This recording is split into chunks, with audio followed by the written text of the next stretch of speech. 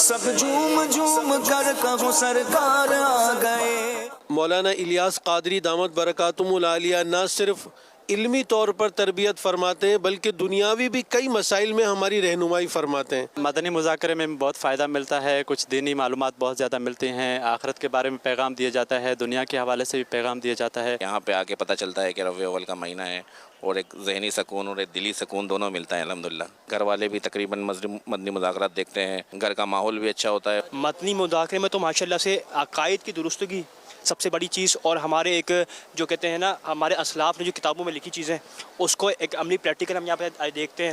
ماشاءاللہ یہاں پہ تو بہت مزہ آ رہا ہے ماشاءاللہ بہت اچھی آگاہی دیتے ہیں لوگوں کو، مطلب طریقے سے بھی سمجھاتے ہیں، پھر پریکٹیکلی کر کے بھی بتاتے ہیں، تو کافی جو ہے نا اویئرنیس بڑھتی ہے۔ وہ تو روڈ پہ نکلتے تھے نا 12 ربیع اول پہ، تو ہم اتنے ہوتے تھے، یہ آج میرا بیٹا ہے، اور ہمیں خرچی دیتے تھے۔ آئٹ سے تو ہم جلوس میں ہر بار ملاقات کری، مجھے 2 روپے جی نوٹ آئی، 5 روپے جی بھی نوٹ آئی، روپے جی بھی آئی، یہ تقریباً 90 کی ہے۔ دی ربیع النور شریف کے جلوس میں یہ 2 روپے کی نوٹ ہے۔ حضرت امیر اہل سنت جب لے کے نکلتے تھے نا جلوس میمن مسجد سے، جو ایک بات اچھی لگی وہ یہ ہے کہ امیر نے فرمایا کہ بچے بچے کی زبان پر ہے، محمد مصطفیٰ سب سے آخری نبی۔ یہ چیز بہت پیاری لگی کہ آج ہماری جو نسل وہ بڑی ہوگی، ان کا عقیدہ مضبوط ہو جائے گا کہ ہمارے جو محمد مصطفیٰ صلی اللہ تعالیٰ علیہ وسلم وہ سب سے آخری نبی ہیں۔ آج شارٹ پہن کر جو ہمارے اسپورٹ سے وابستہ افراد ہوتے ہیں یا دیگر علاقوں میں بھی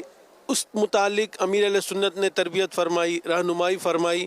امیر علیہ سنت نے ارشاد فرمایا کہ کوئی بھی کام کریں سنت کے مطابق کریں، ہمیں دونوں جہانوں کی نجات ہی سنت میں۔ جنازہ نماز کے بارے میں جو ہے نا 40 قدم چلنے کے بارے میں بتایا تھا، گفتگو کے آداب ہیں، بہت ساری چیزیں ہیں۔ ہر کسی اسلامی بھائی کے ساتھ یعنی کہ نرم لہجے میں ہم لوگ آسان الفاظ میں بات کرنی چاہیے کہ اگلے بندے کو سمجھ میں آ جائے کہ ہم کیا بول رہے ہیں، کیا بات کر رہے ہیں۔ بلوچستان میں جا کے انشاءاللہ وہاں بھی جا کے دعوت دوں گا، انشاءاللہ اوروں کو بھی لے کے آؤں گا آئندہ سال میں۔